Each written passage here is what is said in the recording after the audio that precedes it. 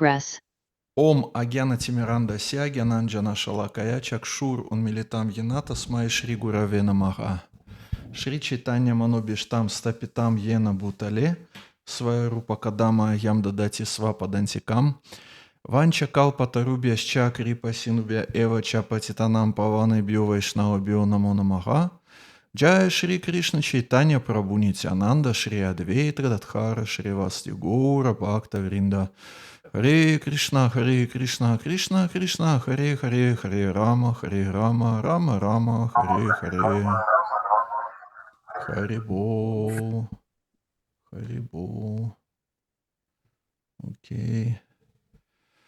So now we are going to discuss the 14th chapter of Bhagavad Gita, where the nature of three modes of material nature is described, how these modes are influencing on the living entity, and how one takes his birth and leaves his body being under influence of these three modes of material nature is described here, and how these modes are conditioning different living entities, and also how one can overcome the influence of these three modes of material nature. It is already described 5,000 years ago by Lord Shri Krishna, described in this 14th chapter of Bhagavad Gita for the benefit of all humanity, suffering humanity, and many other living entities. Some one of them, they are suffering, like dogs and cats, and some of them, they consider themselves to be happy. But anyway, for any living entity who is interested in spiritual advancement, Bhagavad Gita is given. And for those who are interested in Vedic culture, in Indian culture, also it is given. And for the first four verses that we have read during our previous lesson, it is just some kind of preface for the chapter. But anyway, we are going to repeat the same four verses. Verse number 14.1, Shri Bhagavan Uvacha. Param bhuyah pravakshami gyananam gyanam uttamam yajgyatva munayah sarve param siddhim itogataha. So this second line of this verse, gyananam gyanam uttamam, it means that now I am going to declare you the supreme knowledge of all knowledge, gyananam gyanam uttamam, knowledge about three modes of material nature. And in purport, Srila Prabhupada writes the process how we can understand this knowledge, which is given in 14th chapter. Hari Bol, please switch off your mics.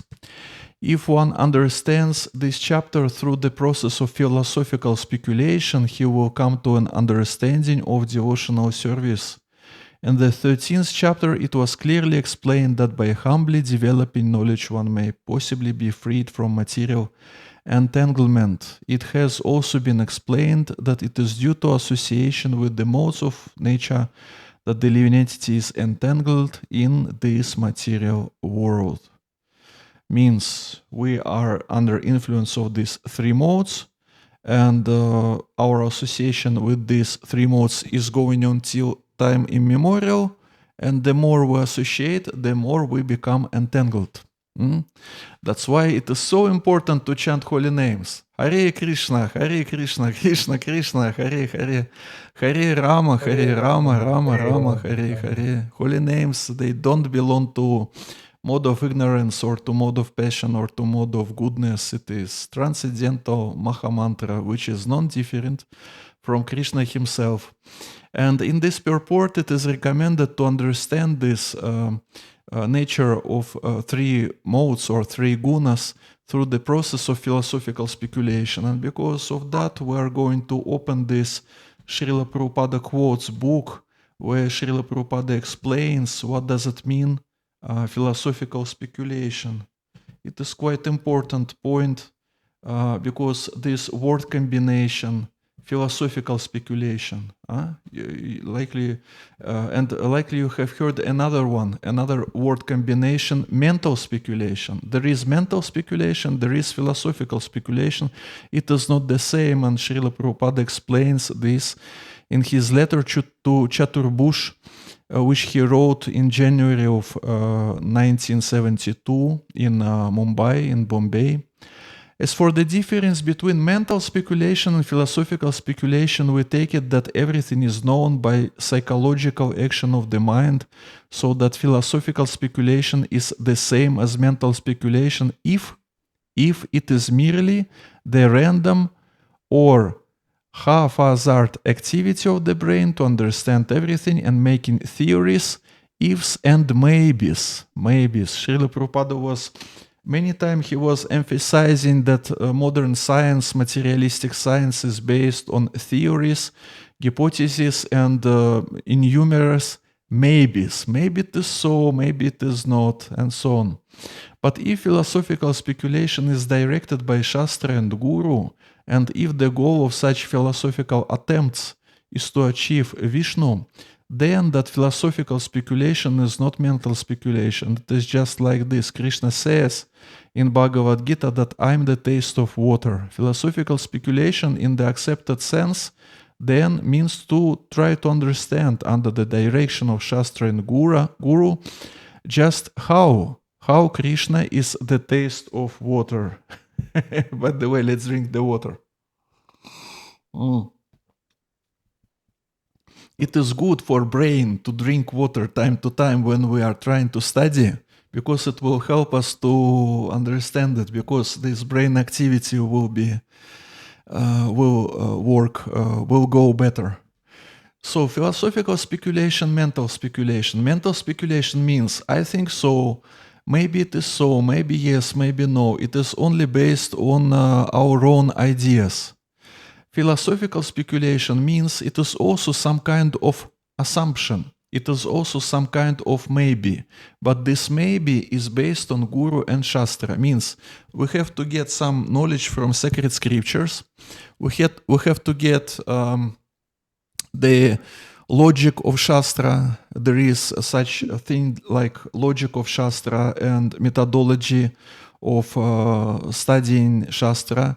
And when we have this knowledge, we have this information, and we also know the methodology, how one should philosophize according to our tradition and so on, then in some cases, in many cases, we know exact answer from Srila Prabhupada's books. He wrote a lot of books. He gave many answers on many questions. But at the same time, sometimes something is not clear for us, and there can be some assumption that I don't know exactly what Srila Prabhupada told about this. I don't know exact quote, but I can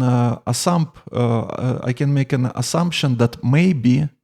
But it is not maybe which is based on my own preferences or my own mental ideas. This maybe is based on what I have heard from Guru and Shastra. And then I can make some kind of assumption maybe. And this maybe, my maybe, which is philosophical speculation, is not on the same basis like Guru and Shastra, because it is just my assumption, and I understand because I'm conditioned soul, then I may come to the wrong conclusion. That's why it is so important, if we want to understand this message, spiritual message, Srila Prabhupada's message, it is so important to approach some of our seniors whose consciousness we consider to be more elevated than ours. And then, because their consciousness is more elevated, they have more realizations, and even they have read more pages from Srila Prabhupada's books. On the basis of this, we can get, sometimes we can get exact answer without any assumption. And mental speculation means assumptions, maybes, and so-called wishful thinking. You know what does it mean, wishful thinking? Means I have some wishes, I have some desires, I want these things to be like this and like that. Wishful thinking means that my desire to for this is sufficient. If I desire that something should go in a particular way, then I accept this as a fact. I think that I'm right, and it is sufficient for me,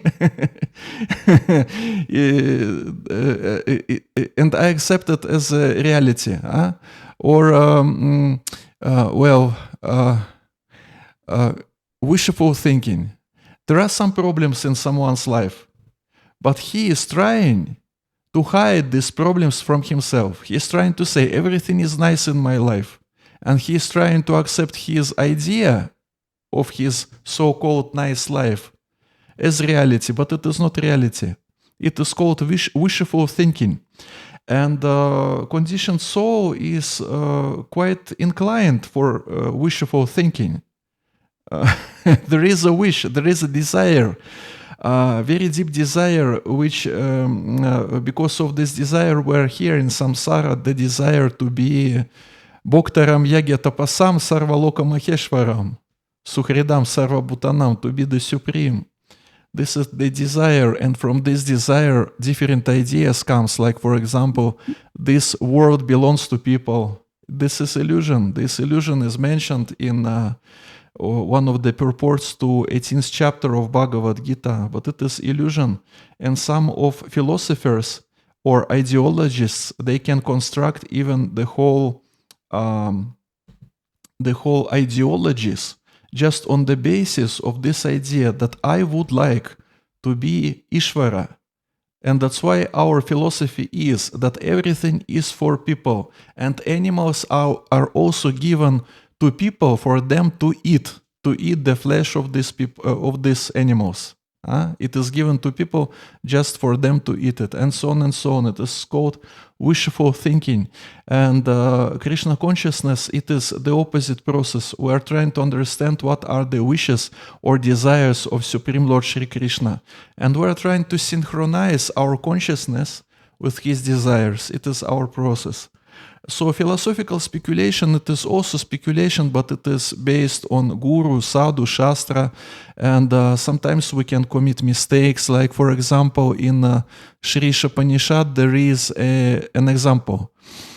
In preface to Shri Shapanishad, the example is given that usually the stool of any living entity is considered to be muchi, to be impure, and any bone also considered to be impure. But at the same way, there are some exceptions. Like for example, stool of a cow dung, is considered to be pure. It is exception. There are some exceptional things. And if to speak about bones, then there is a conch shell, which we are using during arati, when we are worshipping to the deity, and the conch shell is considered to be pure. So philosophical speculation, it is based on guru, sadhu, shastra, who are trying to come to particular conclusion on the basis of the knowledge, information which we already have. And sometimes we can be right, sometimes we can be wrong. We should understand that we're conditioned. So it is typical for us to commit different mistakes. And mental speculation is completely is completely kicked out, kicked out from our process. Should be kicked out from our process when we're trying to understand how the world is arranged and what should we do and purpose of life and so on and so on. Because this mind is materialistic mind. Mind can be enemy, mind can be friend. And because he is not friend of our spiritual life yet, likely just mental speculations or different ideas just based on different preferences of our mind, it will not help us in our life. So the process of philosophical speculation is recommended in this purport to the verse 14.1. It means, like it was given, the example was given in that quote. We have read from this book, Srila Prabhupada's quotes. We have read the example that in Bhagavad Gita it is written that Krishna is a taste of water. And now, dear friends, let's try to understand how it is that Krishna is taste of water. Means practical experience is needed. Practical experience. Practical experience is needed. From practical point of view, it means we drink water at the same time, we just remind ourselves that it is taste of water. That's all. It can be accepted as our sadhana if you wish. I'm taste of water, I'm moonlight, sunlight. It is written in particular chapter of Bhagavad Gita. We can remind ourselves about this. If to speak about our founder Acharya, A.C. Bhaktivedanta Swami Prabhupada, his disciples were saying that each and every action, each and every day-to-day action, simple action, Srila Prabhupada was doing in such a way that just by observing how Srila Prabhupada takes prasadam, or how he chants Gayatri mantras, or how he even drinks water from his glass, one could become Krishna conscious just by observing how he is doing this, because when Srila Prabhupada was drinking water, it was not like a simple action of any ordinary soul. It was something another. Hare Krishna. So, process of philosophical speculation or Shravanam, Mananam, Nididhyasanam. Shravanam means we're listening to sacred scripture. Mananam means we're contemplating. It means this process of philosophical speculation. It means that now we're going to read about modes of material nature from this chapter, and we can use this method of philosophical speculation. We will be reading these verses, and you can just analyze. Maybe you have seen different examples in your own life when particular mode of material nature was manifested. And it is our process. We read books, then we are trying to understand how it was manifested. Did we have any practical example of this in our day-to-day life? Bhagavad Gita 14.2. Idam gyanam upashritya. Oh, Narottama Prabhuji raised his hand. Okay, just let me read the verse, and then this I is to do will. with verse 1 from. This is to do with verse 1. Just one question. One question on verse number 1, please. Question on verse number 1. Okay, let's do it. Yeah, sorry, Prabhu, sorry. That's okay. What is the question? So, in the last part of the purport, it is mentioned that this knowledge is like proclaimed to be the most superior one. But like we see in the Gita previous chapters, we have the titles like attaining the supreme, knowledge of the absolute, most confidential knowledge. So why is this one considered most superior than the other ones? You see, Krishna. This is only dealing with the mode of nature. Many times Krishna is saying like this knowledge is the highest one, like in chapter number 9, or in next chapters he will be saying all the same. It is normal. Knowledge about demonic natures and divine natures also will be declared like the highest one. Means, basically it means just listen attentively. It is important knowledge, that's all, from practical point of view. But there is division. In the very beginning of Bhagavad Gita, there are different categories of knowledge, like knowledge about that we are just souls.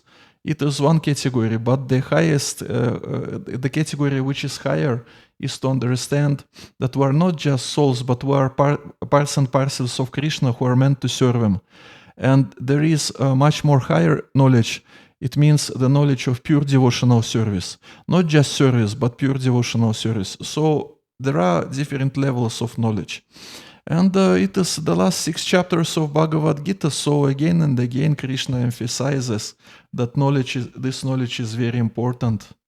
This part is called Jnana Yoga, Jnana knowledge, which is helpful for spiritual advancement, for devotional service. Does it answer on your... okay. Hare Krishna. Idam gyanam upashritya, mama samdharmyam agatach, sargepi no pajayante, pralaye na vyathanti cha. At vyathanti cha. Okay, Narottam Prabhuji, I just pushed by mistake, sorry. That's okay. In the second line, we have this word, sadharmyam. Sadharmyam. Sadharmyam means, if we will look in this translation, not word by word translation, in translation itself, sadharmyam means, by becoming fixed in this knowledge, one can attain sadharmyam, attain to the transcendental nature like my own. Sadharmyam, dharma. Dharma means occupation, dharma means nature, dharma means duty. He will attain sadharmyam, means transcendental nature like my own. So this verse 14.2 is very special in the sense, and there are some more verses in Bhagavad Gita like this, very special because it gives a chance for Mayavadis to give particular Mayavadi purport for this verse 14.2, in the sense that they will say that sadharmyam means that he will be dissolved in Brahmajyoti. He will be dissolved in impersonal Brahman.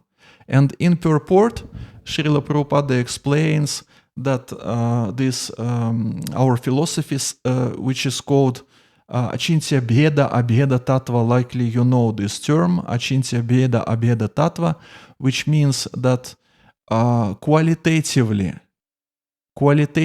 we are equal with Krishna. We have qualities. We also have spiritual qualities. Qualitatively, we are equal, but from the point of view of quantity, we are not equal. He is Vibhu, he is big, he is powerful, and we are Anu, we are insignificant. So Achintya Bheda Abheda Tattva means that we simultaneously we are equal, and we are not equal to Krishna, with Krishna, because we are equal from the point of view of qualities, qualitatively, but if to speak about quantity, we are not equal at all. And from this point of view, Srila Prabhupada explains that sadharmyam, or this transcendental nature, which is like my own, like Krishna's nature. To attain this nature, one should become fixed in this knowledge. Knowledge means one should distinguish between three modes of material nature. Also, one should understand and realize how to become free from three modes of material nature, which will be discussed and described in the last verses of this 14th chapter. It means what? It means that we will achieve our own original spiritual nature, Satchitananda. Satchitananda. It doesn't mean that we are going to be dissolved in Brahmajyoti, in impersonal Brahman. It means that we will be experiencing eternity, knowledge, and bliss, because we will be acting like souls, like parts and parcels of Krishna. Sadharmyam. This point is important. So here in purport, Srila Prabhupada explains all these things, all this Achintya Bheda Abheda Tattva philosophy, and this argument against Mayavad philosophy is given here in this purport. Verse number 3. Mama yonir mahad brahma tasmin garbdham dadham yaham Sambhavah sarva bhutanam tato bhavati bharata. The total material substance called Brahman is the source of birth. And it is that Brahman that I impregnate, making possible the birth of all living beings, O son of Bharata. So now we are going to see one quote from our book, our favorite book, Srila Prabhupada's quotes. We're going to open this book again, and we will be opening this book time to time because quotes are really nice. So Srila Prabhupada discusses this subject matter and this analogy of scorpions, which is given in purport to this verse 14.3, he is discussing this with Shyamasundara Dasa, with his disciple. Tandula vrishchika nyaya. Tandula vrishchika nyaya. A vrishchika, a scorpion, is coming out from rice. Tandula vrishchika nyaya. It is nyaya or theory. According to this theory, scorpions are coming out from rice. It is not so. They are not coming from rice. They are coming from eggs, which previously another scorpion laid down within the heaps of rice. But these eggs are so small, almost invisible for humans. So humans, they are thinking that, okay, I see with my own eyes that scorpions came from rice. And basically there is such theory, there was such theory which was defeated in 19th century by some scientists like Louis Pasteur and others, theory of spontaneous generation of life. Spontaneous generation of life. This idea that scorpions can come from rice, or different insects can come from dust, and many other things, many other ideas, and even great philosophers from ancient Greece, they were accepting this idea, and this theory of spontaneous generation of life was there in science during 2000 years. It was accepted, and only recently, in 19th century, it was defeated. It is very nice example. It is very nice example of pratyaksha and anumana. Likely you know these terms, right? Pratyaksha and anumana. It is from Sri Shapanishad. If you don't know these terms yet, anyway, you will learn it there. Pratyaksha and anumana. Pratyaksha means the perception using our gyanendriyas, our senses. And anumana means our thinking power. And this example gives us understanding that conditioned soul can commit mistakes, because senses are imperfect, and tendency to commit mistakes is also there. And this example of spontaneous generation of life theory is so nice, and it was accepted by people, scientific people, for 2000 years, you see? With great determination, with great faith. And only Louis Pasteur in 19th century and some other scientists, they defeated this theory by their experiments with what? With some... Okay, you can Google it. You can look on Wikipedia about Louis Pasteur and how he defeated spontaneous generation of life theory. It is scientific discourse. We're not going to discuss it in details now. So Srila Prabhupada says to Shyamasundara, actually, a scorpion lays down eggs within the heaps of rice, and by fermentation of the rice, heating the egg, I mean to say, produces a small scorpion, and it comes out from the rice. Foolish people, you see, these people who were accepting spontaneous generation of life for during 2000 years, Srila Prabhupada is saying they are foolish. Foolish people, they think that the heaps of rice is the cause of producing a scorpion. So many things come like that, but that doesn't mean the matter is producing life. If matter is producing life, the modern science so much advanced, so let them prove in the laboratory, mixing some matter, life is coming. This argument is given in Life Comes from Life book. Very important and good example.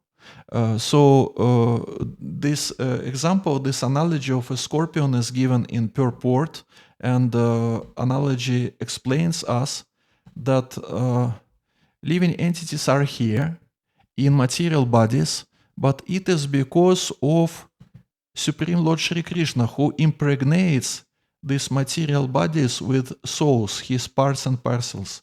And material energy is not an independent creator. Like some materialistic scientists, they can say that okay, it was only by arrangement of material nature that everything was created because of the explosion, or because of the evolution theory that fishes, they became snakes, then they became birds, then they became monkeys, then they became people, then they became human beings.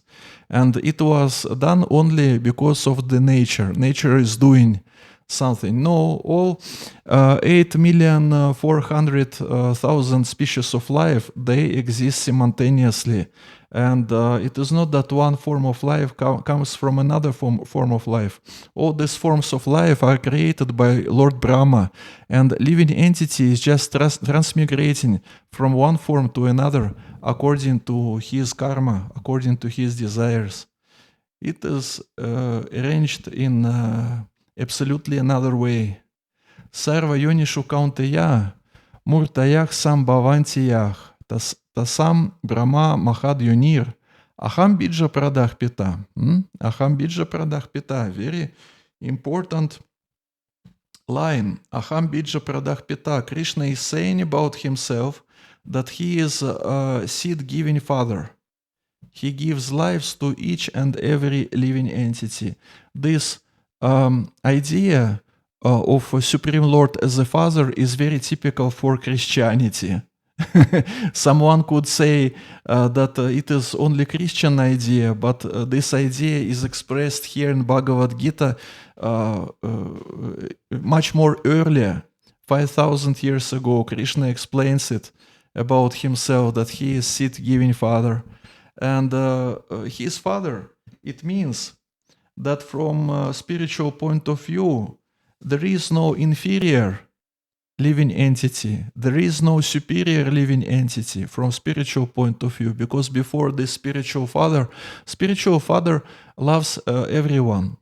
But externally, because different living entities, they accept different material bodies, externally, from external point of view, they look like inferior or superior. And in 18th chapter of Bhagavad Gita, we'll get to know that if someone discriminates living entities on the basis of their body, it means his consciousness is under the influence of mode of passion. It is about modes of material nature. This chapter about these modes and the subject matter of three modes of material nature also will be covered in few more chapters of Bhagavad Gita. So in Science of Self-Realization, as far as I remember, the example is given that there is a father and there are few children of this father, few sons. And one of these sons, he can approach father and he can say, we have the junior one, your junior son, and it looks like he is not so much intelligent. Let us kill him and eat. This example is given by Srila Prabhupada to explain the activity of meat eaters and all these slaughterhouses. When living entities are killed there, it is almost the same. And Srila Prabhupada is asking the question, will the father approve this desire of the senior sons to kill the youngest one? Will he approve this desire or not? That is the point. So, from the spiritual platform, if to judge from spiritual platform, all living entities are on the equal level. They can have different material bodies or different karma, but spiritual level or perception, how they are perceived by Supreme Father himself, they are all equal. It is quite interesting. There are some ideologies who are trying to make people equal, like communist theory, communist ideology, and many others. And but they are trying to make people equal on material level. But they are not equal on material level. living entities never can be equal on material level because each and every person has his own karma. But someone is on the higher position, someone is in inferior position. But from spiritual point of view, from point of view of Krishna, everyone is already equal. And now just to understand it, we have to develop Krishna consciousness, just to develop this equality, that we are equal. There is no need to develop this equality or to try to achieve this equality. Equality is already there. You are the son of the Supreme, so the Father is always affectionate to the sons. The sons may forget the Father, but the Father cannot forget. So Krishna comes here out of his love for us to deliver us, to give us the right path. Sarva Dharman Parityaja, my dear sons, why you are rotting in this miserable world. You come to me, I will give you all protection. You are the son of the Supreme, so you can enjoy life very supremely, very magnificently, without any death. Why you are rotting? It is from the class on Bhagavad Gita, which was given in 1966, July. And this idea of Supreme Father is very good, very important. In Bhagavatam, in one of purports, Srila Prabhupada even uses this story from New Testament, from Bible. This story of prodigal son, son who abandoned his father, and he decided to live independently. And because of that, he had to go through poverty-stricken life, and then he came back to his father, and father accepted him happily.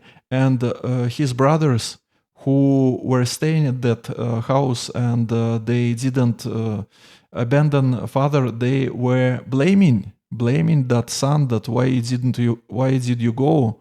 And but father has stopped them to do it. Very nice analogy. Sometimes people are going to Maya from ISKCON, sometimes they're coming back. When they're coming back, we should accept them, we should be happy, we should not criticize that what kind of foolish person you are, what you were doing, and so on and so on. Because Krishna is happy to accept everyone who decided to become interested in Krishna consciousness. Don't think that Krishna is for the Hindus, for the Indians. So these are simple truths, all explained in the Bhagavad Gita. It is open to everyone. Krishna is everyone's father. You may like Krishna, Indian God, or Krishna, Indian or Hindu, but Krishna says that Sarva Yonishu Kaunteya. Sarva Yonishu Kaunteya. In all forms of life, in all species of life, whoever he may be, I am the seed-giving father. So don't think that Krishna is for the Hindus, for the Indians, or for the human being. No, Krishna is for everyone. Otherwise, how he is God? If he is for particular section, then how he can be God? God cannot be for a particular type of man or particular section, particular society. Very important point, because sometimes politicians, they are saying, we are Americans, or we are Russians, or we are Indians, or we are Malaysians, and because of that, God is with us. Because we are Americans, or because we are Russians. Such kind of ideologies, when this religious component is there, the goals are materialistically motivated. The goals are political goals, but they are trying to explain, to mix it with religion, and they are saying, we are French people, or we are Englishmen, or whatever, and because of that, God is with us. Means he is on our side, and he is not on the opposite side. but Krishna is for everyone. We cannot deny that Supreme Lord supports not only us, he supports other living entities also. God is for human being or the birds, beasts, aquatics, insect, trees, plants, everyone. That is God. He says, Sarva Yonishu, in every species of life, whatever form may be, that doesn't matter. Aham bija pradach pita. He says, I am the seed give Father. This is Krishna consciousness. As far as you have heard, you have heard from Srimad Bhagavatam that there is such term, praja. Praja means someone who is living in particular country under the which is ruled by emperor, which is ruled by Raja Rishi. It is Vedic structure of the society. And praja, it is not only about human being. Praja, or in democratic countries, we are using the term citizenship. Citizenship, it is about people only. But if we are speaking about prajas, praja means that it is about any living entity, even cat, even dog, even fish in the river. Because it is Vedic culture, Raja Rishi, who is ruling the country, ruling the world, he takes care of each and every living entity, and he is trying to make him closer to Krishna consciousness. And everyone is protected because everyone is Krishna's son and daughter. Krishna's son and daughter. It is Vedic perception. Okay, and we are going further. Hare Krishna, Krishna Krishna, Hare Hare, Hare Rama, Rama Rama, Hare. He is Hare Krishna, Prabhu. Yeah. Hare Krishna, Prabhu. I have one question. Okay, please ask the question. It's maybe not a question, just I need your help to clarify this kind of thing. In the previous verse, in the purport, the previous verse, text 3, on the scorpion kind of things, Similarly, actually the eggs were laid by the mother, he would say.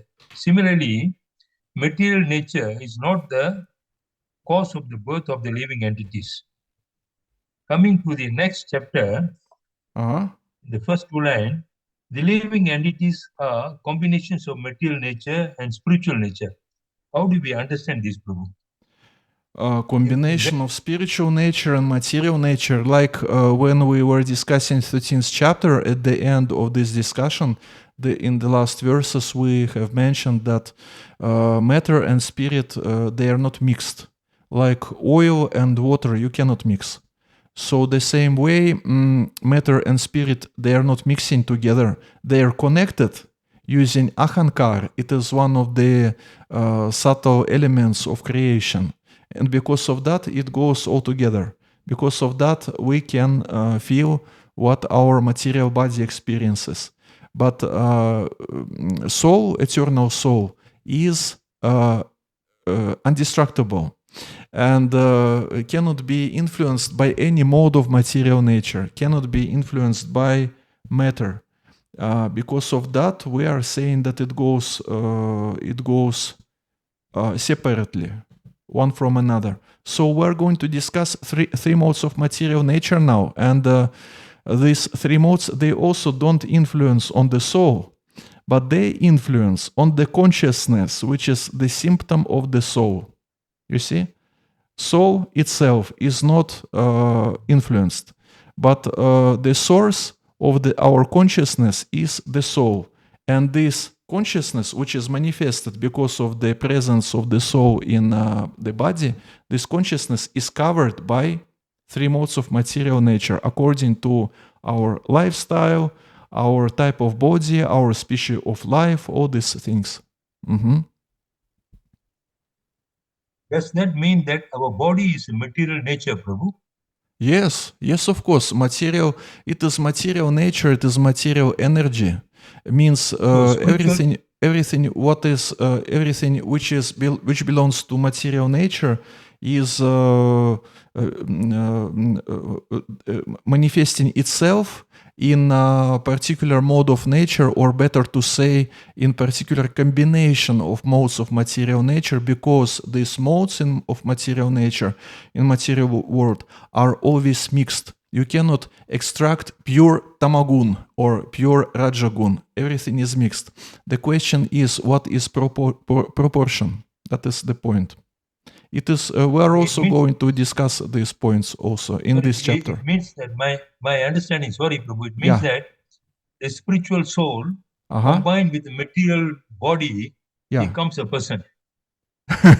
No, there is a term, swabhav. Swabhav, it means our original spiritual form in spiritual world, which we have forgotten. So we are always persons in spiritual world, where someone, we don't know who we are because this knowledge is covered now. We're persons anyway. And here in material world, from time immemorial, we accept different bodies and different ideas of what kind of person we are. One birth, we can be in a male body, and we can be educated or non-educated, or a black body or white body or any body. And in each and every incarnation, each and every birth, living entity has his own particular conception, self-conception. Who am I? I am human being such and such, or I am a woman, or I am a dog, a cat, and whatever. But it is changeable. It is changeable, and there is swabhav. It is a particular spiritual form in a spiritual world, but we don't remember. And it will take quite a long time to purify our senses, to progress spiritually, when we will understand, when it will be revealed to us by Krishna's mercy who we are. But anyway, we should continue this process. Does it answer on your question? Yeah, okay. Okay, Hare So, Krishna. one more question. Sorry, but one more. Okay. Mataji, just wait a little bit. You also will ask the question. Don't worry. Yeah. Our first parent, my understanding, our first parent is a material nature. Our actual parents are the secondary. Can I say that? Krishna is the original father for everyone. As souls, parts and parcels, we originally came from him. And the material nature just carefully gives every one of us, gives this material covering, this material body, any material body, human body or pigeon body or khargosh body, rabbit body, whatever, gives just for us to enjoy in a particular way. If someone wants to be a bird or a fish, his consciousness fits for next birth to become a fish, then he will get this body. Okay. And he will be thinking, I'm fish only, you know? No remembrance of Krishna, only idea that I'm a fish, so I'm just swimming in the river. Just for some time, you know? Does it answer on your question? Okay, bro, understand. Hare Krishna. Mataji Bhakti Priya Madhavi. Okay, please ask the question. And then Narottam Prabhuji also wanted to ask. Then after you, Narottam Prabhuji also will ask. Mataji, okay, what is your question? Krishna Prabhuji. Yeah. Prabhuji, this word Brahman, I get confused many times, like different aspects are referred to as Brahman. Should we understand Brahman as the living entity, which is like body plus soul? Living entity is Brahman and Parabrahman is Krishna. Is that the only way to understand? Because different, in the synonyms, Brahman sometimes refers to living entity, sometimes different. That's why we should check what is the context. And usually we read the purports, and in 13th chapter there was purport where these two terms, Brahman and Parabrahman, were distinguished. Brahman, it can be impersonal Brahman, Brahmajyoti, or it can be living entity, or it can be living entity with upavita, with sacred thread, right? It means how we're going to use this word. Like, for example, there is another term, Atmarama. This term is used in Bhagavatam. Atmarama, someone who is satisfied on the level of Atma. And Atma means everything, means body, means mind, means soul.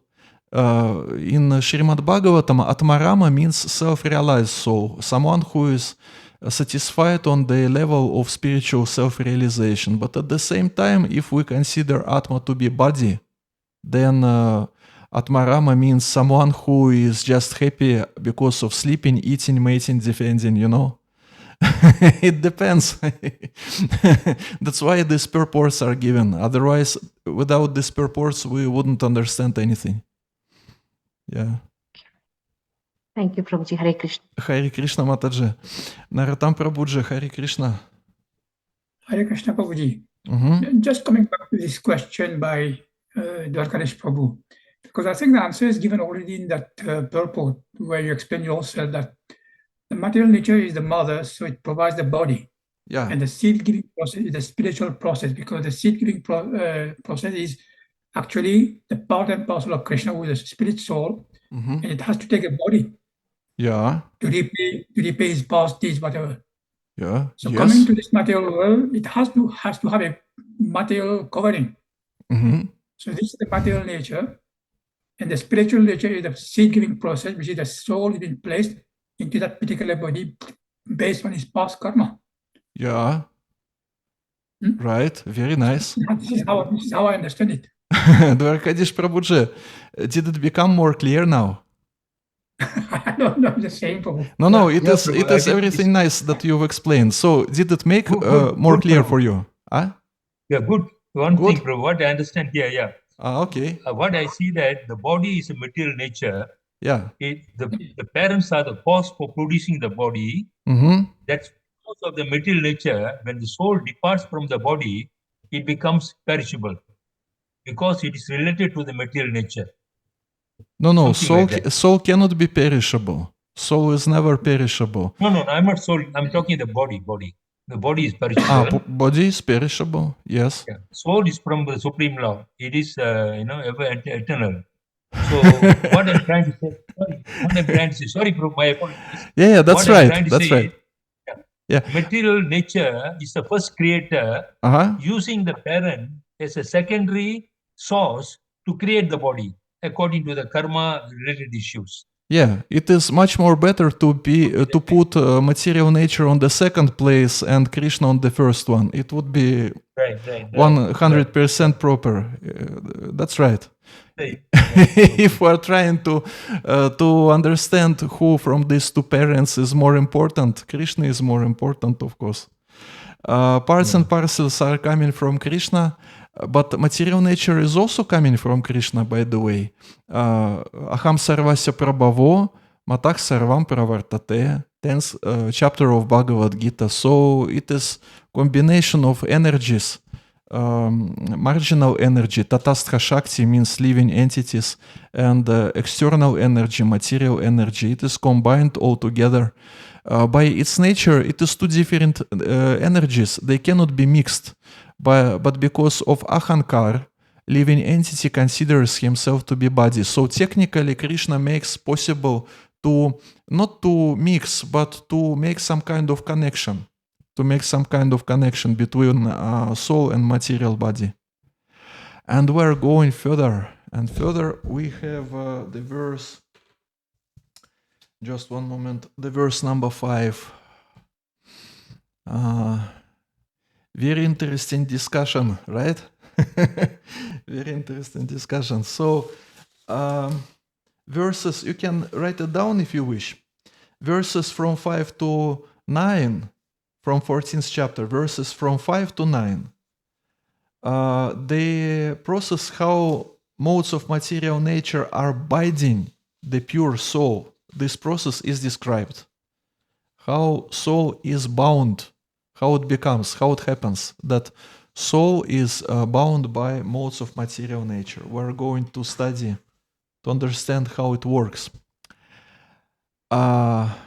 Okay. Dwarkadish Prabhuja, would you like to read the verse from the screen or from the book? Okay. Verse number 5. Text number 5. Yeah. Sattvam rajastama iti gunai prakriti sambhava nibandananti mahapaho dege dehinam avyayam. Translation by material nature consists of three modes: goodness, passion, and ignorance. When the eternal living entity comes in contact with nature, O mighty arm Arjuna, he becomes conditioned by these modes. Hare Krishna Prabhu. Hare Krishna. So you see, it is exactly what we were discussing just 2 minutes back, that Right. soul is not cannot be affected by material energy, but the consciousness which comes from the soul is affected. It goes like this. And we're going to open our Srila Prabhupada quotes book again. So nice book, so nice quotes. And Srila Prabhupada explains one of the purposes of ISKCON, why ISKCON was established. We're trying to create a section of men. So there must be one class of men, first class men, ideal, that people will learn that here is an ideal class of men. Let me try to imitate or follow them. So our this Krishna consciousness movement is that we're trying to create a section of men, not from India, not from Hindus, never. Krishna never said that these things can be done only in India. No, it is open for everyone. Anyone who wants to become a Brahmana, he can become a Brahmana. And another quote from Mumbai. The first one was from Durban, and the second one is from Mumbai. So our Krishna consciousness movement is to create a class of men ideal, first class men with Satyam, Shaucham, Tapo, Samah, Damah, Titik, Shaha. It is Brahmana qualities from 18th chapter of Bhagavad Gita. This is godly civilization. So, it is about what? It is about sattva guna. It is about mode of goodness, because Brahmanas, they are considered to be under influence of mode of goodness. And ideally, they should be transcendental. There is difference between Brahman and Vaishnava. The idea is that ISKCON not only promotes pure devotional service. It is not that everyone is qualified even to accept such goal, such elevated goal, pure devotional service. Also, it helps people to make their life more civilized, more pure, and so on. And Srila Prabhupada explains that even if small percentage of people in any country will become sattvic people, it will influence sattvic people, or better, Krishna conscious people. It will give great influence to the whole nation. First class of men. And it doesn't depend from which country person is. First class of men means particular qualities like religiosity, astikyam, purity, and sense control, and many other things. So it is about sattva gun. And so this 14th chapter is given for what? Why Srila Prabhupada is saying that we are going to create the first class of men? Because those who are in ISKCON, naturally they will study Bhagavad Gita. And if you study Bhagavad Gita, you cannot avoid it in ISKCON. Well, you can avoid if you stick to the qualification of prasada yogi. Prasada yogi. If someone is just coming to take prasadam and that's all, without any significant service. But if you are for some serious purposes here, you cannot avoid study of Bhagavad Gita, which is one of the main scriptures here. And of course, if you will study 14th chapter, you will understand how these modes of material nature are working, and how to become free from their influence. And also this understanding that sattva guna, or mode of goodness, is like stepping stone between conditioned life and transcendental life. This knowledge also will be given here. So this sattva gun is needed. It is not our final destination, but it is needed for spiritual advancement that we are going also to discuss today. And just one moment, let me check my notes, what we are going to read. Okay, sattva guna, very important thing. It is one of the purposes of ISKCON to show what does it mean to be civilized person, what does it mean to be sattvic person, sattvic environment, and so on and so on. And as far as maybe you have read 7 purposes of ISKCON. I suppose you have read these 7 purposes of ISKCON, and one of the purposes is to show people the path for simple and natural life. Probably you remember there is such purpose number 3, as far as I remember. It is about agricultural communities in ISKCON, about grow your own food, about simple living, higher thinking, and about sattvic life. But this sattva gun is also trap. Is also trapped in material world, which we are going to discuss now. And Narottam Prabhuji, would you like to read the verse? This verse number 6. Hare Krishna Prabhu. Hare Krishna. Number 6. Tatra sattvam nirmala tattvat prakashakam anamayam sukha sangena badnati jnana sangena janaga. Translation. O sinless one, the mode of goodness, being purer than the others, is illuminating, and it frees one from all sinful reactions. Those situated in that mode become conditioned by a sense of happiness and knowledge. Hare Krishna. Hare Krishna. So you see, a mode of goodness is also conditioned state of consciousness. One becomes conditioned by a sense of happiness and knowledge, sukha and jnana. Sukha means happiness, jnana means knowledge.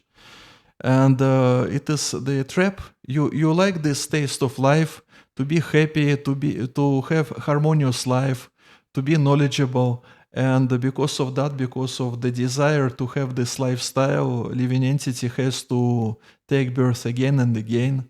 And looks like in this purport it was written about scientists and all other living entities. Here. This trap is described here in the 2nd paragraph of the purport. The best examples are the scientist and the philosopher.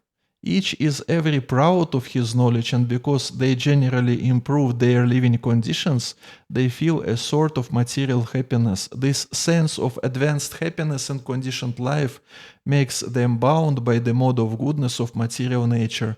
As such, they are attracted toward working in the mode of goodness, and as long as they have an attraction for working in that way, they have to take some type of body in the modes of nature.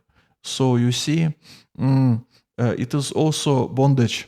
Like, for example, in a prison, you can have different rooms. Comfortable room or a room where many people are imprisoned. Yeah, somewhere it is comfortable, somewhere it is not. Anyway, bondage is bondage.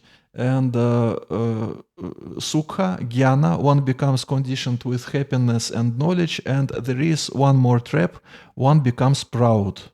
We are speaking not about spiritual practitioners, we are speaking about sattvic people, about those who are proud of their materialistic knowledge, material knowledge. And they can be Sukritinaha, they can be pious people, they can have nice living conditions.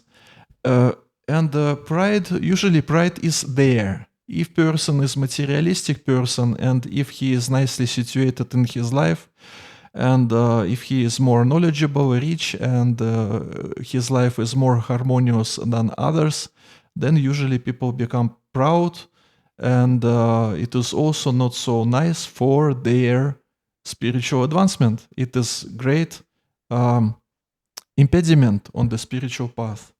So it is how one becomes conditioned in sattva gun, in mode of passion. But anyway, mode of goodness. One becomes conditioned in mode of goodness. But anyway, mode of goodness is needed. Just combine this mode of goodness, aspects of mode of goodness, with Krishna consciousness. Means just make yourself free from this pride. Just give all credit to spiritual master, to Srila Prabhupada, like this. Just understand that, okay, sukha, okay, jnana, happiness and knowledge, but anyway, we're conditioned. Just mix it with knowledge that you have some knowledge, but your knowledge, your own knowledge is limited knowledge, and there is spiritual knowledge which is transcendental to material world, and because it is transcendental, we should be submissive, we should be humble before the sources of this spiritual knowledge. And regarding sukha, regarding happiness, also be conscious that this happiness in material world is temporary. Temporary means now you are under influence of model goodness. But as we will read in next verses of Bhagavad Gita, these modes of material nature are always competing. Sometimes goodness prevails, sometimes passion prevails, sometimes ignorance prevails. It is our conditioned life, so it is not that we can always remain in sattva gun. And because it means our happiness is not stable. Chapala sukha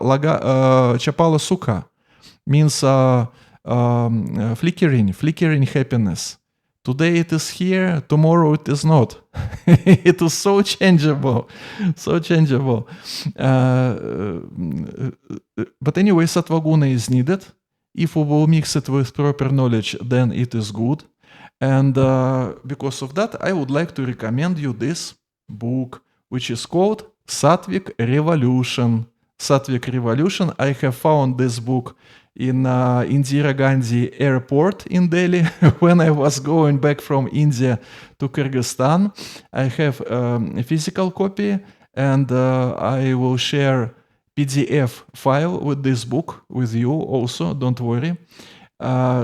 Soft copy you will get, and you also can order this book from internet.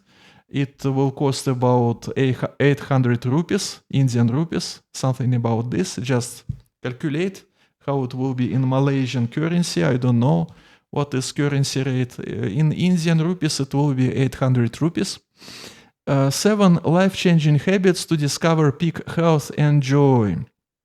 So you see, Bhaktivinoda Thakur in his Sri Chaitanya Shikshamrita, he wrote that till we are conditioned, we should pay some attention, we should pay sufficient attention on all 4 dimensions of our life.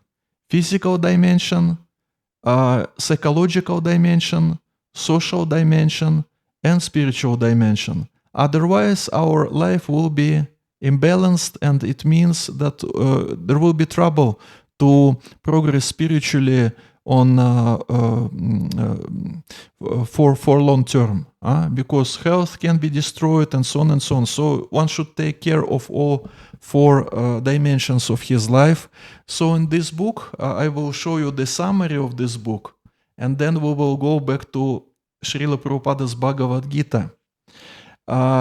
The authors of these books are not Hare Krishna practitioners. They are not. They are some kind of experts in yoga, in Ayurveda. Am I audible or not, by the way? Am I audible? No interruption now, right? Everything is good. Or some interruptions. Everything is good. Okay. No interruptions. Ah? There are no interruptions. Okay. Very good. Very nice. Very nice. So let's take a look on this summary. 7 habits for Sattvic life. Habit 1: keep a clean body within. Eat your dinner by 7 p.m. Everything is described in book. Habit number 2: eat living, wholesome, and plant-based food, not dead food. Means no artificial food, no meat eating, and so on and so on. Also, no animal-based food. Habit number 3, sleep like a baby. Physical habit, very important physical habit. Sleep like a baby, how to prepare yourself for good sleep. Habit number 4, celebrate movement, means have some physical exercises. Habit number 5, nourish relationships, take care of your own personal life with your spouse, how to have these relationships, to make these relationships sattvic.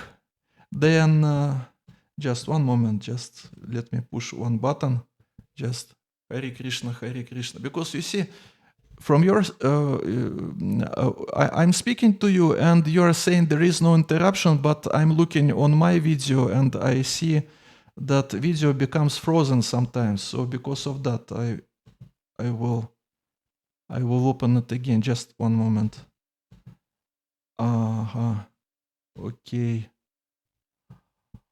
So habit number 6: live with a purpose worth jumping out of bed for. In Japanese culture, they call it ikigai. Maybe you have heard about this ikigai, some purpose worth jumping out of bed for. And habit number 7, very important, and Srila Prabhupada explains how to do it. It is live in the mode of surrender. Bhagavad Gita, Srila Prabhupada, there we can have the explanation how to live in a mode of surrender. Nice book, and I will share this book through Mataji. By the way, what is the name of our Mataji?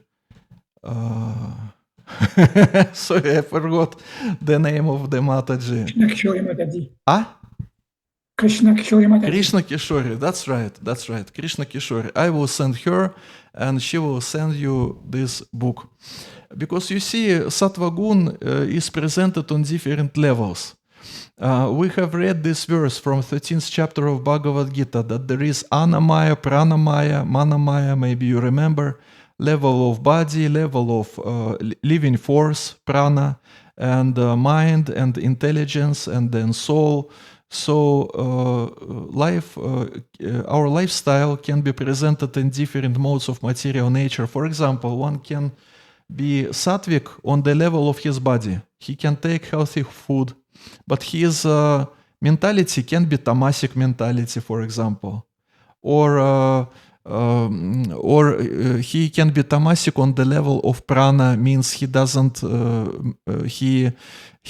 have any physical exercises in his life. So I mean that sattvic lifestyle, it is lifestyle which covers all dimensions of our life. Physical dimension and psychological, social, spiritual, and so on. So these habits are nice. To wake up in proper time, to take food in proper time, to have nice relationships with people, to be good with them, and to have purpose of life. Because without purpose of life, one can become depressed or frustrated, and so on. Means lower modes of material nature can influence more on this living entity who basically lost the vision, lost the purpose of his life. It is one of the symptoms of tamagun. We are going to discuss it now, to discuss the symptoms, how one becomes bound by modes of material nature. This subject matter, how one becomes bound by modes of material nature, is in the verses from 5 to 9 of this chapter, from 5 to 9, as I told you before. I'm just repeating. 14.5 to 14.9. Mataji Bhakti Priya Madhavi, would you like to read the verse? Hare Krishna, Prabhuji. Hare Krishna. रजोरागात्मकं विद्धि तृष्णा संगसमुद्भवं तन्निबध्नाति कौन्तेय कर्मसंगेन देहिनाम्. The mode of passion is born of unlimited desires and longings, O son of Kunti, and because of this, the embodied living entity is bound to material fruitive actions. Right? Hare Krishna. So the influence of mode of passion is described here, and Srila Prabhupada is saying that it is really related to sex life. Because of sex life and because of relationships between people of the opposite sex, this influence of mode of passion increases. And we are going to open verse 558 from Srimad Bhagavatam, where this process is described very nicely. Srimad Bhagavatam 558. Пумсах стрия митхуни бавам этам, Тайор митхо хридая гранхим ахух, а то греха кшетра сутапта витайр, Джанасия мохо ям ахам мамети. The attraction between male and female is the basic principle of material existence. On the basis of this misconception, this ties together the hearts of the male and female. One becomes attracted to his body, home, property, children, relatives, and wealth. In this way, one increases life's illusions and thinks in terms of I and mine. Of course, this verse is about family life, which is not in Krishna consciousness. It is not about Grihastha ashram. It is about so-called Grihamedha position. So how to arrange everything in such a way that males and females will interact, but they will not become attached to body, home, property, children, relatives, and wealth. Means their bodily conception will not grow, but Krishna consciousness will grow. How to arrange it? It should be arranged in such a way that, of course, illicit sex is prohibited, and there is a family, and in this family, husband and wife, they are interested in Krishna consciousness, and they consider their own role toward his spouse to help and to assist on this spiritual journey. So some kind of spiritual maturity is needed here. For those who want to enter in Grihastha ashram, spiritual maturity is needed, or if this maturity is not there yet, means if husband and wife, for example, if they are quite young people, then for sure they should be spiritually guided. Anyway, they should be spiritually guided, but they should be guided by some experienced grihasthas and by some spiritual leaders in order that their sadhana and Krishna consciousness would be protected. Otherwise, this energy which comes out because of the contact between male and female, this energy, sometimes it is very destructive. And this sangha, which happens between males and females, is called stri sangha. Stri means that these material desires are growing, and efforts that people are taking in family life are increasing, expanding. Basically, this verb, this root, stri sangha, stri means to expand. The expansion, the idea of expansion. And it means that they will expand their activities in material world. They will take more space. They will use more material resources for their own life. If they live separately, just male who is without wife, he needs not so much for his life, just some simple food, simple place to stay, and so on. But if they are together, then this young man will be very easily inspired by his young wife that now we're going to build a new house, or we're going to construct something, or we're going to buy something, and we need a lot of things to buy for our children, and we need children, and we need one more child, and you make your career for our income, for our family, and so on and so on. So everything is increasing and expanding, and it is how Sri Sangha works. So the idea of Grihastha Ashrama is that this energy which comes out because of the contact between male and female, this energy, this mode of passion should be controlled. Because if it is not controlled, then how one can progress spiritually? That is the point. And let me go back to the 13th chapter, where the solution is given. Qualities of knowledge. Just let's come back here. Bhagavad Gita, 13th chapter, verses from 8 to 12, and one of the qualities of knowledge which is listed here is freedom from entanglement with children, wife, home, and the rest. It means that influence of mode of passion should be decreased in one's life. And the solution is given, hint is given, what to do. Just let me find this place. Hare Krishna, Hare Krishna, Krishna, Krishna. Just one moment. Just let me find this place in the purport. As for detachment from children, wife, and home, it is not meant that one should have no feeling for this.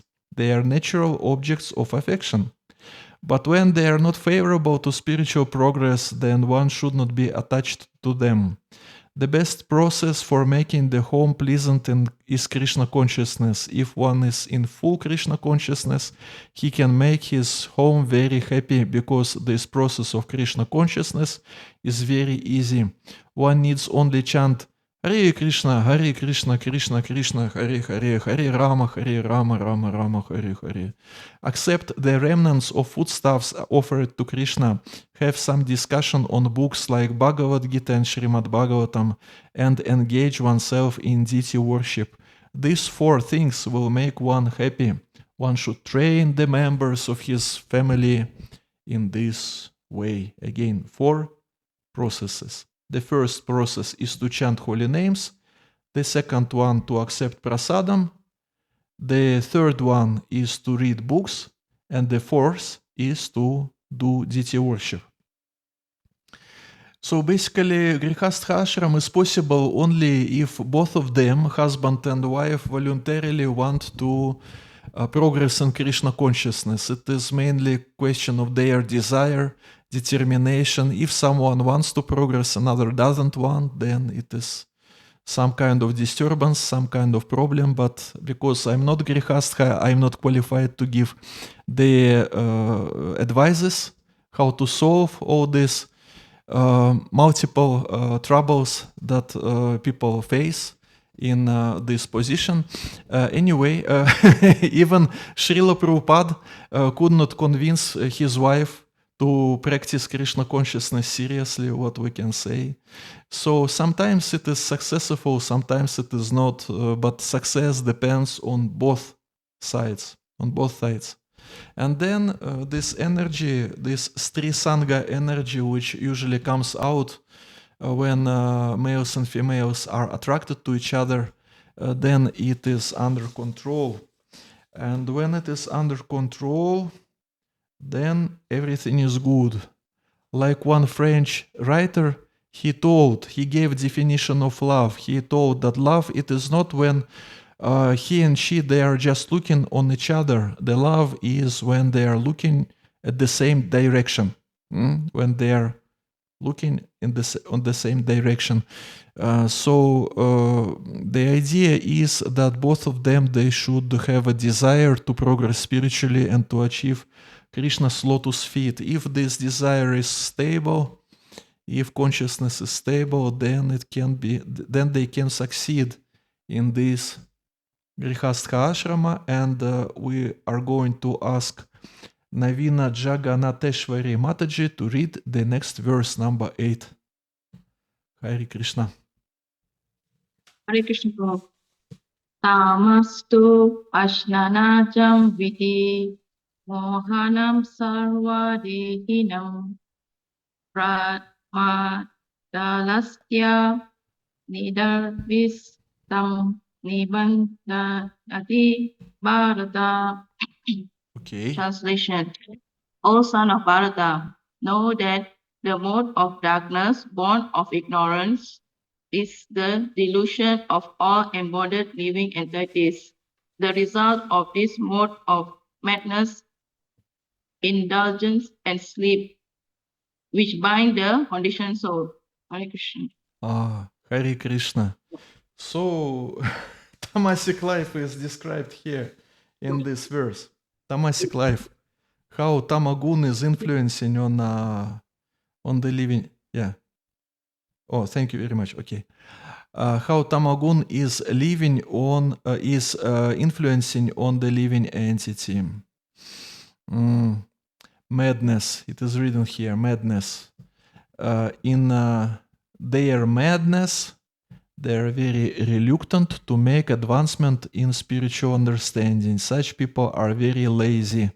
When they are invited to associate for spiritual understanding, they are not much interested. They are not even active like the man who is controlled by the mode of passion.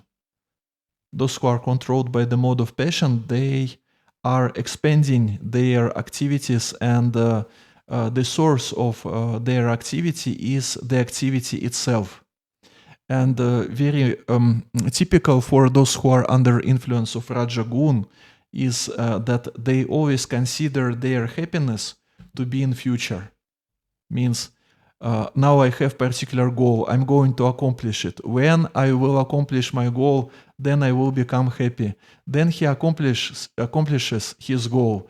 And after this, he is not happy because his mind, his Rajasic mind, is asking for the next one, for the next goal. And then he again in the process of achieving the next goal, and again. So the source of his happiness is just the process of achieving the goals. He is not here. He is not in the here and now. He is somewhere in future. He thinks in future I will become happy. And usually those people are workaholics. They are working a lot and just expecting to get happiness in future. But because they are process-oriented, action-oriented, they are attached to the process of doing some activity. Because of that, they even cannot enjoy properly the fruits of their own activity. In such way, they don't have this happiness which is available for sattvic people. And sattvic people, they get this happiness, sukha, and jnana knowledge, but they get this happiness and they think that happiness is eternal for me, and I'm happy, and I'm superior, and those who are not happy, they are inferior, and proud is there. So anyway, any contact with any mode of material nature is troublesome. And this tamasic condition of mind, this tamasic state of consciousness is such that it is basically paralysis of one's intelligence. Because those who are sattvic or those who are rajasic people, they at least have some goals in life. But tamasic people, they are disoriented, and their intelligence is unable to give them the direction of their life. It is one of the functions of intelligence, the power to understand what is my purpose of life, why I'm living, what should help me to wake up early in the morning. This ikigai, this Japanese conception. Those who are in tamagun, those who are in mode of ignorance, they lost this vision, and because of that they are disoriented. It is paralysis of one's intelligence. Usually those who are in tamasic state of consciousness, they are also addicted to some intoxicants, like it is written in purport, intoxicants, and sleeping, because they've lost this feeling, who am I, what should I do, and so on. In many cases, some help from within is needed. help from within.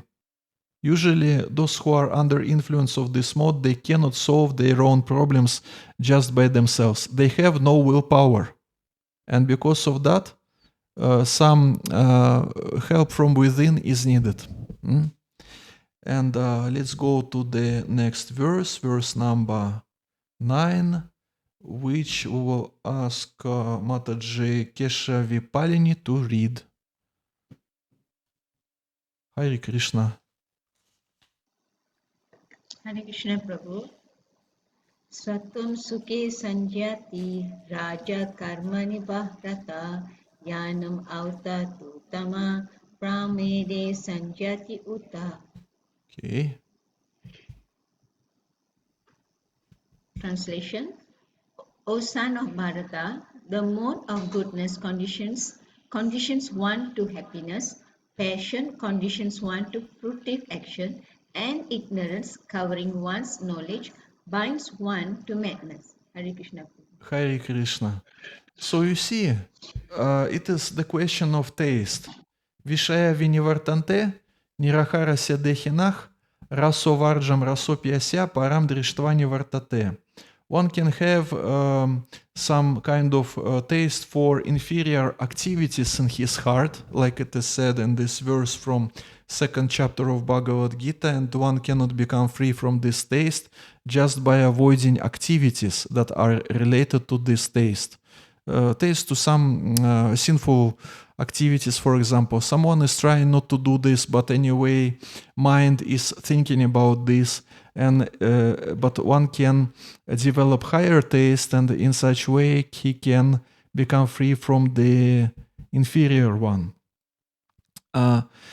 So it is the question of taste, and people who are under influence of different modes of material nature, they have different tastes. So basically it is different types of happiness. There is sattvic happiness of harmonious and knowledgeable life. There is happiness of Rajaguna people who are after fruitive action. It is their happiness to be active, to achieve different goals, and to go from one goal to another, and well, usually not just to achieve and to be glorified also. It is also typical. There are many verses in Bhagavad Gita where influences and manifestations of the three modes of material nature are described. So it is particular type of passion, particular type of happiness in the mode of passion, that let me achieve particular goal and let other people become envious to me, that I am happy, that I live better than they live. It is a typical mentality for Rajasic people. I will live happy and let other die out of envy, but I will remain here in this world and I will live happy. Well, it is not just passion, it is combination of passion and ignorance, because the desire, because when someone wishes death for another person, it is a tamasic thing. And ignorance, it is some kind of happiness which is madness. People are taking alcohol, taking drugs, their consciousness becomes polluted, becomes changed, and but they, well, we cannot say that they are enjoying, but anyway, they are bound, they are attached to this particular state of consciousness. If we being situated in other modes of material nature, not in tamasic state of consciousness, if we will be situated in on higher position, we will just look on how those tamasic people are trying to enjoy, and we will feel some kind of compassion in our heart, because it is not the enjoyment at all. Like Srila Prabhupada, he gives an analogy that there is a hog who is eating stool. Hog is enjoying eating stool. Hog has a particular type of body, particular type of consciousness, which helps a hog to enjoy, which makes it possible. But the human being which is passes by and he observes how hog is eating stool, it is very disgusting. It is very disgusting for a human being just to observe how it's going on. But hog is enjoying. So it is power of material energy, of material nature, that material nature is can bound living entity in such way that living entity will take pleasure from different things, very different things, even such things that are disgusting for those who are in the highest position. And in purport, Srila Prabhupada gives more examples of these people who are under influence of different modes of material nature. A person in the mode of goodness is satisfied by his work or intellectual pursuit, just as philosopher, scientist, or educator may be engaged in a particular field of knowledge and may be satisfied in that way. A man in the mode of passion may be engaged in fruitive activity. He owns as much as he can and he spends for good causes. Sometimes he tries to open hospitals, give a charity to charity institutions, etc. There are signs of one in the mode of passion, and the mode of ignorance covers knowledge. In the mode of ignorance, whatever one does is good neither for him. In the mode of ignorance, whatever one does is good neither for him nor for everyone. That's why knowledge is needed. Spiritual knowledge is needed. Knowledge gives us understanding. What should we do in order that we will be benefited and other living entities also would be benefited because of our actions? And of course, the most, the highest charity is our preaching mission, preaching activities, preaching of Krishna consciousness. It is the highest welfare activity when we are trying to inspire people to chant holy names of Krishna. Hare Krishna, Krishna Krishna, Hare Hare, Hare Rama, Rama Rama, Hare Hare. But of course it is a transcendental activity. I mean, activity itself is transcendental, but the performer can be situated under particular modes of material nature. So we should distinguish. The activity itself by its nature is spiritual, but the performer can be situated in particular combination of modes of material nature according to his guna karma. Okay, Mataji Mira, would you like to read the next verse, which is on the screen?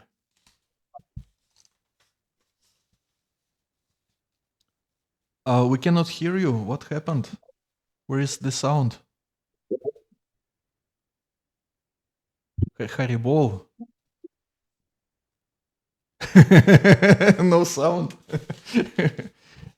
Unmute, Mataji. Ah? She's meeting, I think. Yeah. Please unmute. Ah? Okay. She's not here. Looks like she's not here now, right? Ah, she's here. Okay, Mataji Mira, try to speak something. Hare Krishna, now you are able to hear me? Yes, now we are able. Please read the verse. Hare Krishna. I have connected a Bluetooth device, so I was not able to talk.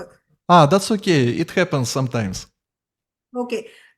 Rajas tamas chabi bhuya sattvam bhavati bharata raja sattvam tamas chaiva tamas sattvam rajas tata.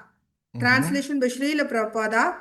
Sometimes the mode of goodness becomes prominent, defeating the modes of passion and ignorance.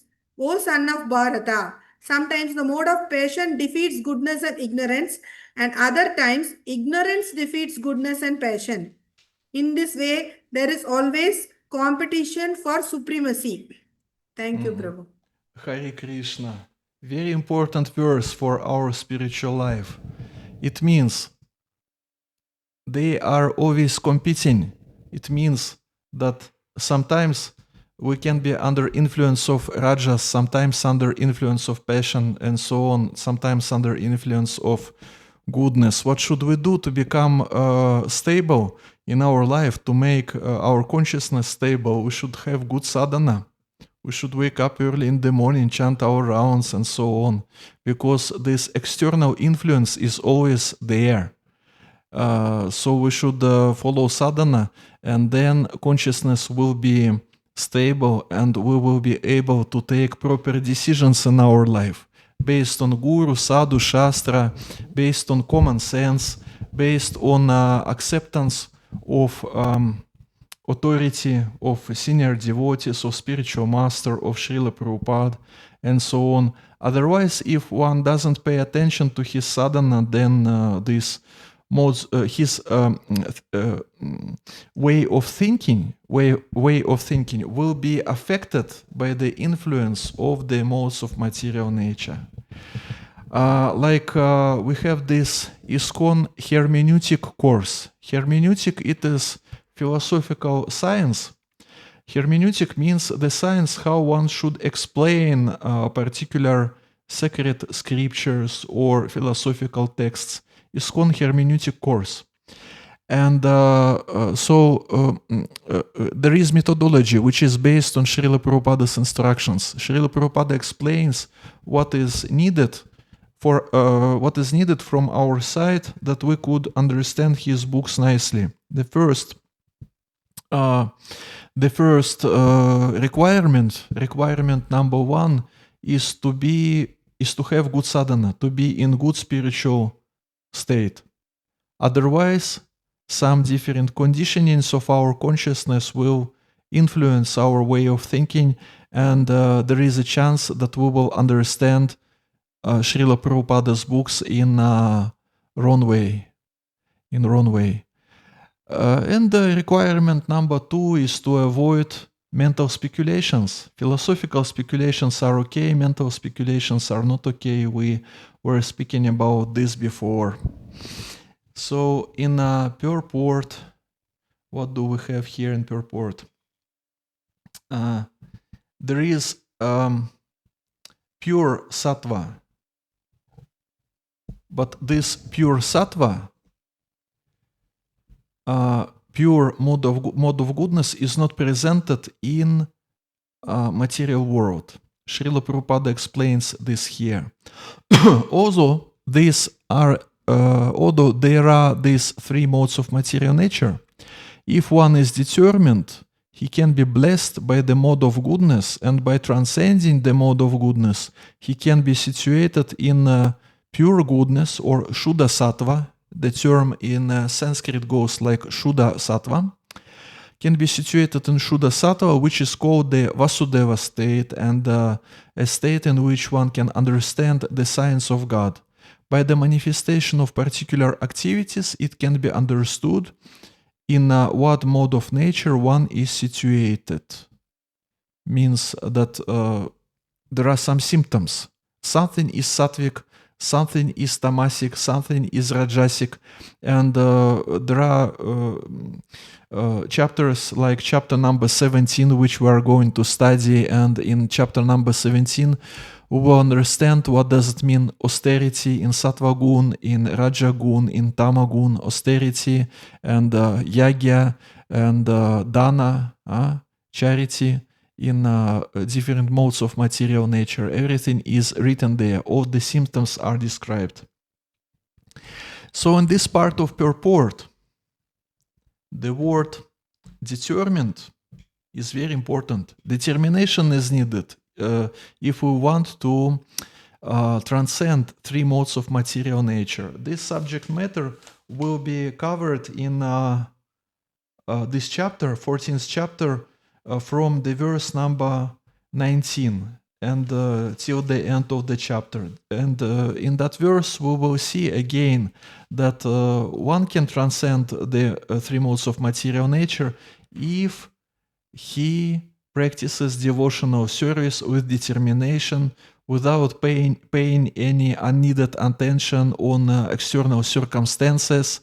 What modes are here? We will be just continuing with our practice. And then, seeing this determination, material nature understands And Krishna understands that we need Krishna. We don't need this material energy. We need Krishna. And then finally, Krishna says to material energy, okay, now release this soul. Now this soul is not yours. This soul is mine. No need. There is no need that you would, would look after this soul anymore. Verse number 11, and we will ask Mataji Divya to read this verse number 11. Hare Krishna. सर्वद्वारेषु देहे अस्मिन् प्रकाश उपजायते ज्ञानं यदा तदा विद्यात् विविधतां सात्वम् इत्युक्ता. Translation: The manifestation of the mode of goodness can be experienced when all the gates of the body are illuminated by knowledge. Thank you, Prabhu. Hare Krishna. So 9 gates in the body are illuminated by knowledge. These 9 gates are 2 eyes, 2 ears, 2 nostrils, the mouth, the genitals, and the anus. It means that, what does it mean illuminated by knowledge? It means not covered by 2 other lower modes of material nature like tamas and rajas. And because of that, because we're speaking about eyes, ears, nostrils, it is all gyanendriya or senses that are meant for us to understand what's going on outside. You understand, right? Narottama Prabhuji, you understand. There are gyanendriyas and karmendriyas, right? Karmendriyas, they are senses that we use to accomplish some work, karmendriyas, and gyanendriyas are meant for us to perceive what's going on around us. So we're speaking about these gates of the body that are like gyanendriyas to perceive the world around us. Illuminated by knowledge means person becomes enlightened. We have a book written by, compiled from Srila Prabhupada's classes, this BBT book, In Quest of Enlightenment. What does it mean, enlightenment? Enlightenment means that this, in highest sense, enlightenment means spiritual self-realization, means self-realized soul, means transcendental level, means I understand who am I, I'm a soul, there is Krishna, there is material energy, means transcendental position. But anyway, those who are just under influence of mode of goodness, and if they also have some spiritual knowledge, they are also enlightened to some extent. And here we can distinguish between two things. The first one is knowledge, and the second one is education. It is not the same. Education, it is just information. Education is just information. We just memorize a lot of information which doesn't necessarily leads us to transformation. We can have a lot of information without any transformation. There is education, there is knowledge. Education is about information. Knowledge is about qualities. From 13th chapter of Bhagavad Gita. And if knowledge is there, not information, but knowledge is there, then transformation naturally happens. If transformation happens, means we are dealing with knowledge. If there is no transformation, then it is the reason to think what's going on. maybe there are some mistakes in my spiritual practice. Maybe I commit some mistakes. So let's go to the next verse number 12, and whom we should ask to read. Well, maybe Shrestha Rupa Mataji, would you like to read the verse? Can you read the verse from the screen? Verse number 12. Shrestha Rupa Devidasi. Can you do it? Yes, Prabhu. Oh, Hare Krishna, thank Hare you Krishna. very much. The sloka also? Sanskrit Lobam and Saitri. then translation, yeah. Lobam prayartir arambaha karamanam asanam spraha rajashi ethani jayante vivratte baratarshabaha. Okay, O translation. chief of Bharatas, where there is an increase in the mode of passion, the symptoms of great attachment, fruitive activity, intense endeavor, and uncontrollable desire and hankering develop. Purport? No One need. in the mood of No need. need. Thank you Okay. very much, Thank you. Hare Krishna. So Hare you Krishna. see the influence of this mode of passion is related to greed. He is never satisfied. These people who are under influence of mode of passion, they are never satisfied. It is written here, uncontrollable desire and intense endeavor and fruitive activity. Greed, which is never satisfied. Lust, which is never satisfied. These things. Like maybe you remember this story of Vamanadev and Bali Maharaj. When Bali Maharaj accepted Vamanadev as his guest because Bali Maharaj is a Kshatriya, so it is his duty to be, to be generous and to express all this hospitality to different saintly people who are coming to his place. And Bali Maharaj, he asked Vamanadev, now you ask me for whatever you want. I will fulfill any of your desires. And Vamanadev, as probably you have heard many times, he asked Bali Maharaj just for 3 steps of land. Bali Maharaj didn't know that Vamanadev is Supreme Personality of Godhead and that his steps are quite huge. He didn't know about this. Shukracharya, Bali Maharaja's Guruji, he explained who Vamanadev is. But anyway, when Bali Maharaj have heard these words from Vamanadev, Bali Maharaj told, why you are asking for so little? I can give you much more. And Vamanadev told, you see, if someone is greedy, he is never satisfied.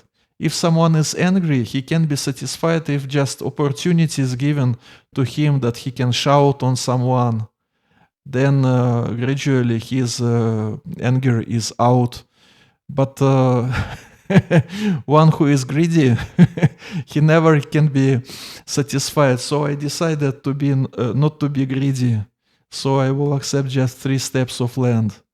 We also should take this decision that we should not be greedy just because of its nature of greed, nature of lust. Nature of lust also was explained in Bhagavad Gita, that it burns like a fire, which will never stop. You remember this verse, right? The nature of lust is described there. So, Hari Hari Bol. Hari Hari Bol. Hare Krishna. Hare Krishna.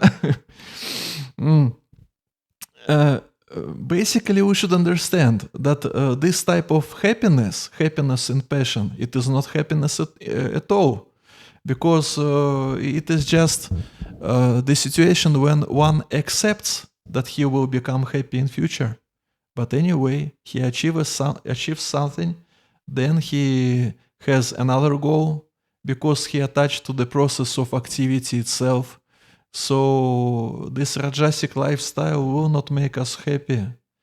And this greed also should be controlled because it is enemy of our spiritual life. Greed, lust, and anger are 3 gates that are leading to hell. It will be mentioned in 16th chapter of Bhagavad Gita as far as I remember. Verse number 13, it will be the last verse for today. And whom should we ask? Just let's choose someone, just one moment. Okay, Mataji Hema Manjunath, would you like to read the verse? Can you read the verse? Are you here? Hari Haribol. Hema Manjunath. Haribol.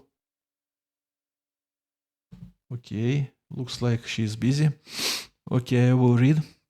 Aprakasho pravritischa pramado moha eva cha tamasyetani jayante vivridhe kuru nandana. When there is an increase in the mode of ignorance of son of Kuru, darkness, inertia, madness, and illusion are manifested. Madness, inertia, darkness, and very short purport. We can read the whole purport. It is very short. When there is no illumination, knowledge is absent. One in the mode of ignorance doesn't work by a regulative principle. He wants to act whimsically for no purpose. Even though he has the capacity to work, he makes no endeavor. This is called illusion. Although consciousness is going on, life is inactive. These are the symptoms of one in the mode of ignorance. We can make very important conclusion from this purport. Srila Prabhupada writes here, one of the characteristics of tamasic consciousness. Even though he has the capacity to work, he makes no endeavor. Means something is given to us, some capacities, some qualities, maybe some talents. Krishna is this capacity in a person. It is manifestation of Krishna. If someone can do something very nicely, it is his manifestation. So it means by karma or by Krishna's arrangement, whatever, something is given to us we are not using. We lose the opportunity to offer this, to make from this the offering to the lotus feet of Krishna. We lose the opportunity. And it is not that each and every person has the same capacities, qualities, material resources, talents, and so on that we have. If we have something, we should use it.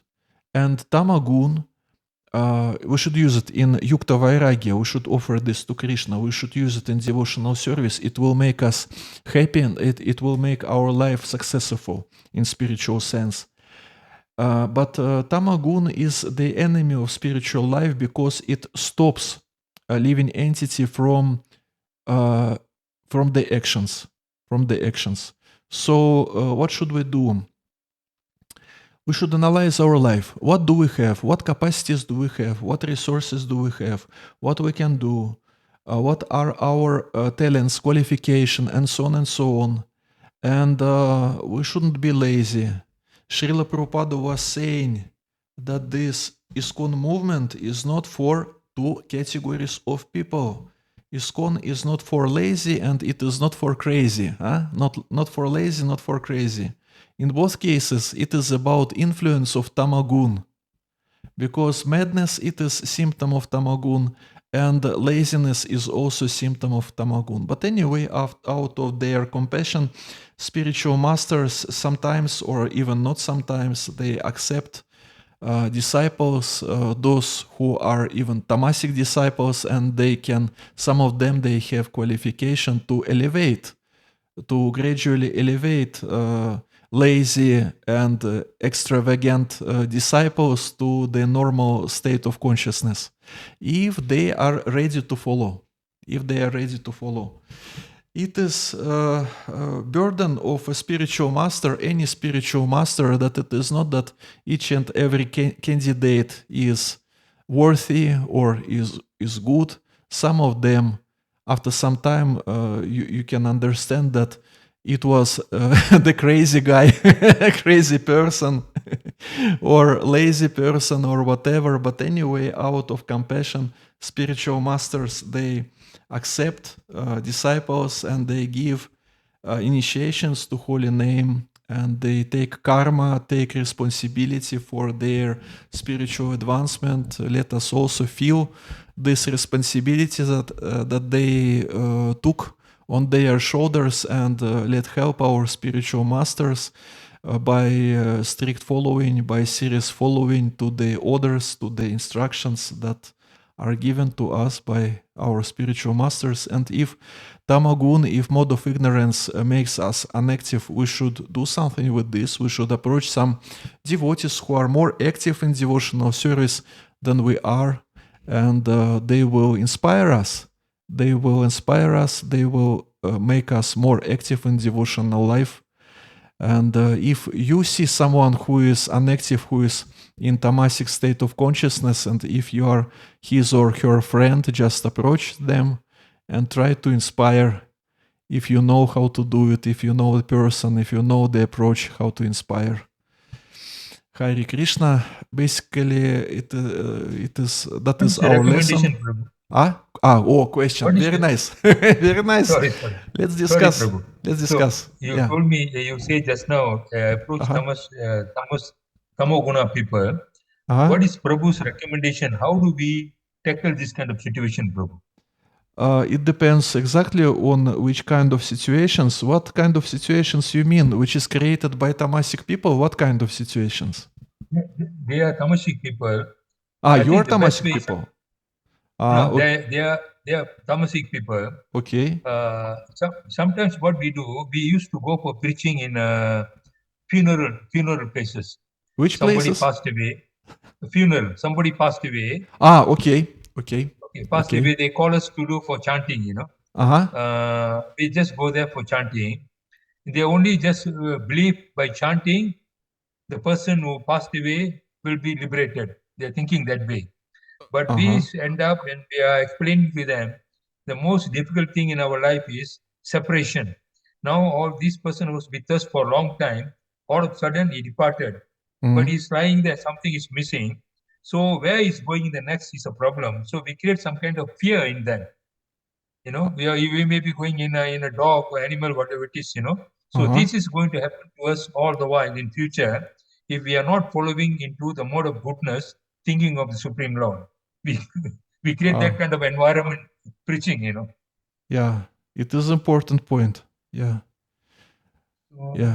Fear is very important, because even though we have knowledge, people don't have the faith, We see so many people are dying every day. Still we are thinking we'll be living forever. Hare Krishna. Something like that. Thank you very much for this point. Thank you. Some questions or thoughts? Hare Krishna. Do you have some thoughts or questions?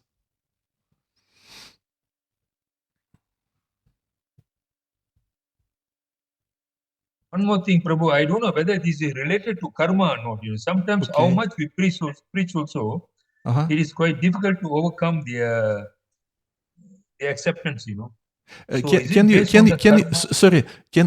can you put your web camera in such a way that I could see the whole face? The whole face. I just see the 50%.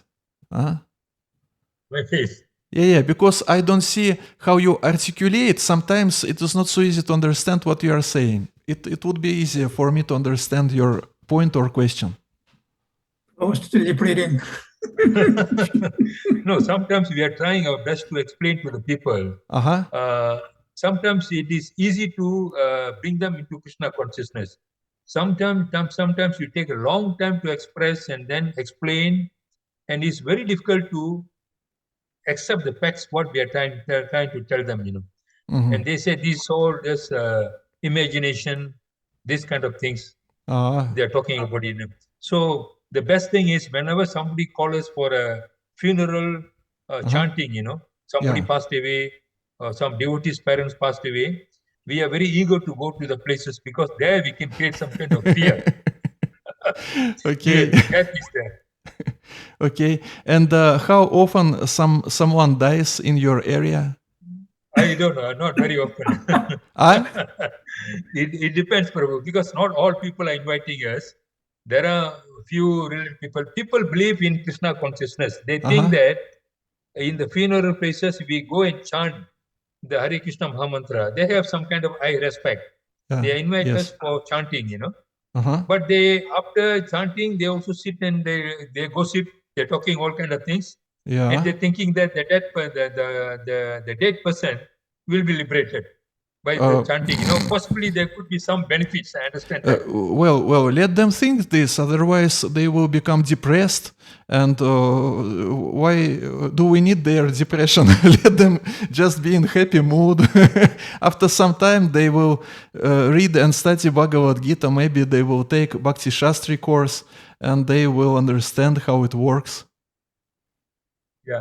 Sometimes after you this, see, we follow up with- Prabhuji, sometimes some kind of illusions on some level of advancement, some kind of illusions are needed Right. just to make someone peaceful, to make person peaceful. And then a person gets more knowledge, more enlightenment, and then he understands his past mistakes.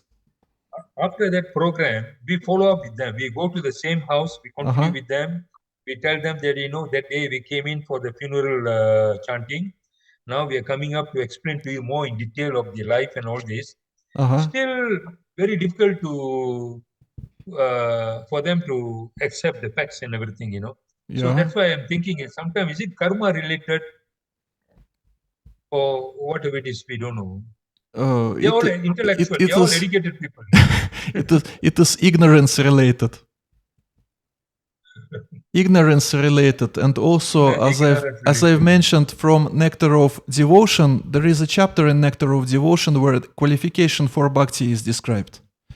And this qualification it is not that everyone has this qualification. Hare Krishna. Narottam Prabhuji, you wanted to ask something, right? No, I was just going to add, Prabhuji, these cases like this are very the best place to preach, Prabhu, because the facts are there in front of the people. It's like a real world, situation. You can't avoid it. You tell them that the body is there and there's no soul, then they can see it for real. But in the actual life, you tell them they don't understand. But here they see it's in front of them. I think also sense gratification, Prabhu. Sense gratification is the one more influencing them, They want to enjoy. That could be another possibility, I don't know. Everyone wants to enjoy. We already discussed these three modes of material nature, like different sources of happiness. Happiness out of madness, happiness out of action, happiness out of harmonious and knowledgeable life. Everyone is searching for happiness. It is written in Vedanta Sutra, Ananda Maya Bhyasat. Ananda Maya Bhyasat means soul is searching for Ananda, for bliss, for happiness. It is natural. The question is that where they are searching this happiness for. Where? In dimension of Tamaguna or in dimension of Rajaguna. But the desire to be happy is natural. That is the point. Okay, devotees, see you day after tomorrow. Vancha kalpatarubhyas chakri pasinubhyayavacham. Patitanam pavanubhyo vaishnavabhyo namo namaha. Hare Krishna. Thank you very much for your attention. Thank you very much. Hare Krishna. Next session. Hare Krishna.